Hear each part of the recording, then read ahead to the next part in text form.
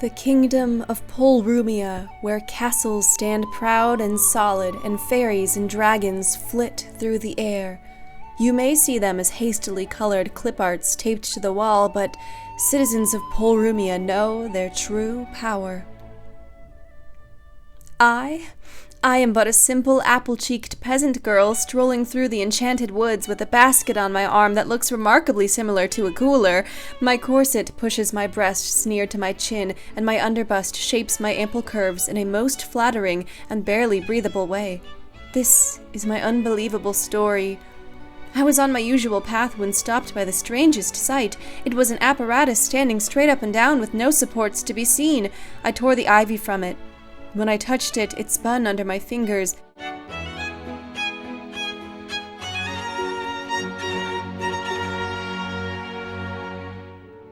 And when I held on and gave a gentle push, I soared through the air with the greatest of ease. Magic. Some fairies began to shine their light, which inspired me to join in. Here was the floaty fairy spin, which made my voluminous skirt flutter around me.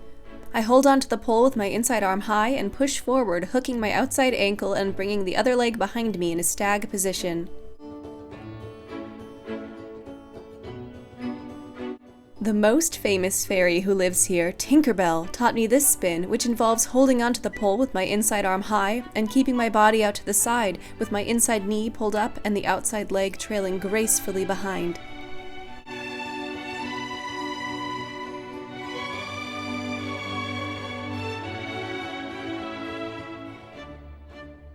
I was parched, but a hag I met graciously offered me a drink that was definitely not just a hibiscus LaCroix. However, upon taking a sip, I found that my clothes disappeared, leaving me in only my undergarments. It must have been poison. Oh well.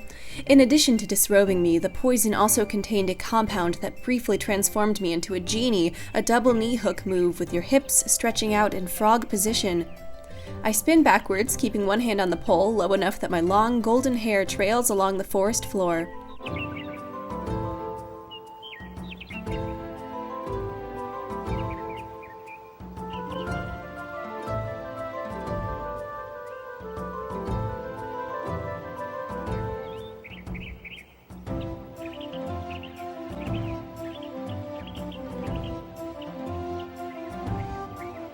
After breaking free from the genie's curse, I spotted a pond full of mermaids who taught me their signature spin, which involves climbing up, bringing both legs to one side, and moving your arms and upper body around the front of the pole. Each mermaid had their own unique arm shape, so I tried a few for myself.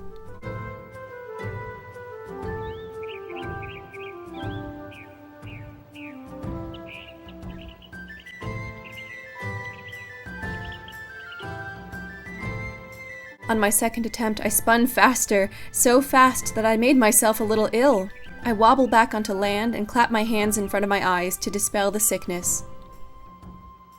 One mermaid told me that my friend Frodo, a handsome little hobbit, was visiting my neck of the enchanted woods, so I honored him by performing his almost namesake move, which starts from a genie, then you lean your chest against the pole to hook your elbow pits on before extending your bent legs.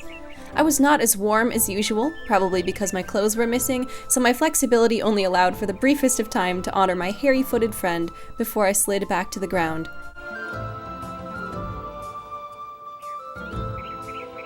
I lurch forward in a crouch. What's dangerous, precious? Ransel. Give me the precious! The precious! Why? Why am I like this? I sensed that there were more difficult tasks to come. Luckily, I found a mat-shaped bed of foliage on the forest floor. Next, the unicorn, shown by the wizard Kelly, who wrote the tome Poletricks Volume 1, another double knee hook move with the outside arm grabbing the upper ankle, pulling that leg straight up like a unicorn's horn, while the bottom elbow and knee remain hooked. Though my other genie was close to the ground, for dealing with unicorns, the spellbook told me to start from an outside leg hang, then climb up. I bring my legs up and back until I hang upside down with my legs in a V shape. I hook my outside leg on, then propel myself upright to reach above it so I can swing my bottom leg around to complete the genie. I lost a lot of height figuring out the leg positioning, and making the unicorn's horn with my right leg, it's not quite as flexible as my left, so that unicorn probably won't win any beauty contests.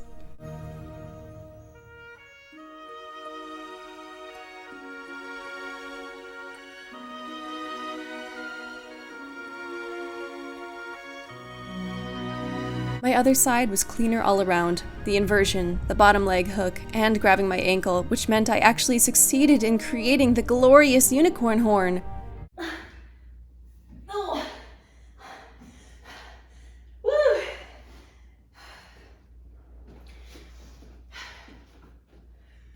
Whew. I was beginning to grow exhausted from my interaction with the magical beasts. My skin even shone with unicorn glitter, and certainly not just sweat. I tried once more on my bad side, this time from a genie on the ground, but couldn't manage to straighten that leg. Sometimes magic misfires and causes bizarre things to happen, like making unicorns fly upside down, like the inverted unicorn, the exact same move as the non-inverted unicorn, but inverted. I performed a spinning inversion and climbed up above my outside leg hang, but my lower leg, now the unicorn's horn, couldn't figure out how to wrap around the pole.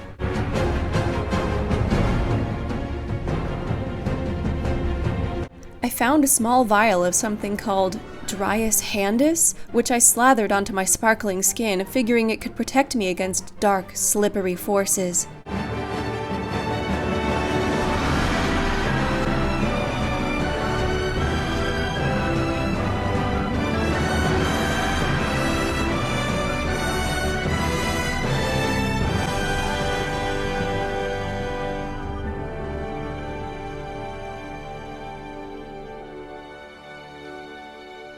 I hold the pose and reach down with my free hand to push myself back into a spin.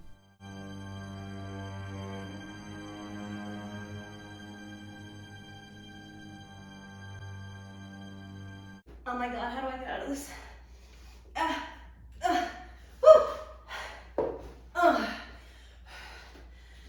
Did that look like something?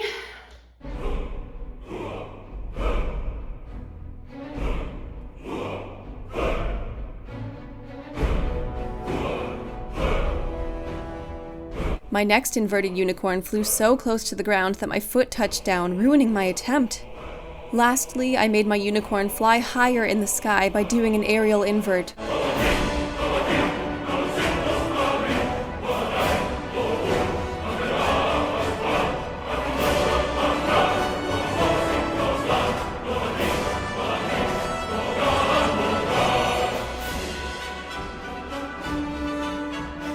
Although this was sloppy, I beamed as I finally conquered the inverted unicorn, thus restoring the kingdom to normal gravity.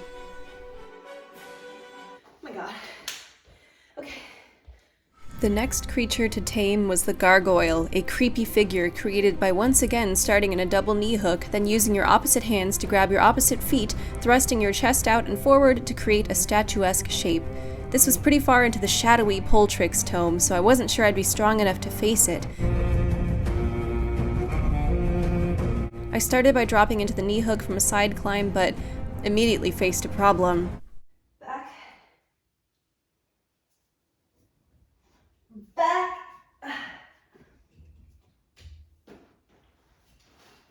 What?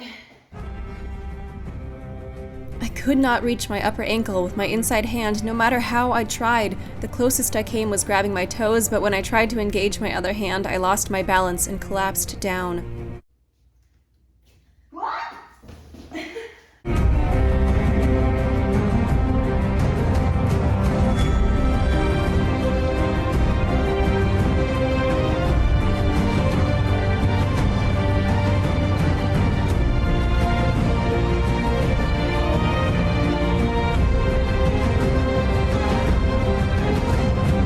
I failed to execute the gargoyle over and over, never moving very far past the double knee hook stage.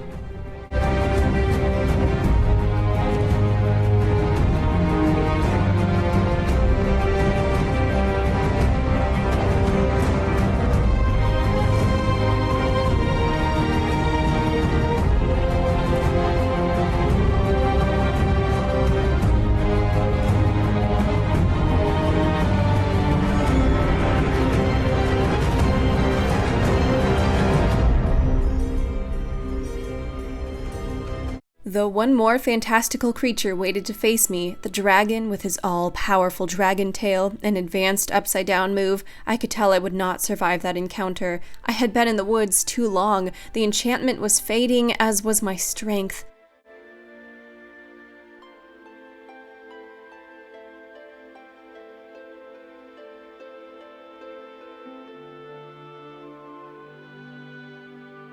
I used the last gasp of magic to spin in an inversion out of control before collapsing back against the forest floor, a simple peasant girl once again.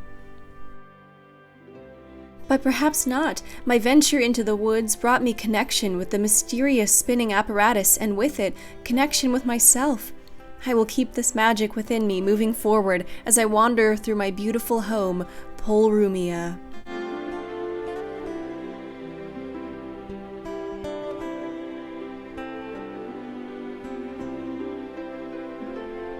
I finish a graceful spin, then puff out my cheeks in exhaustion. The subscribe button appears on the right, a suggested video and playlist appear on the left.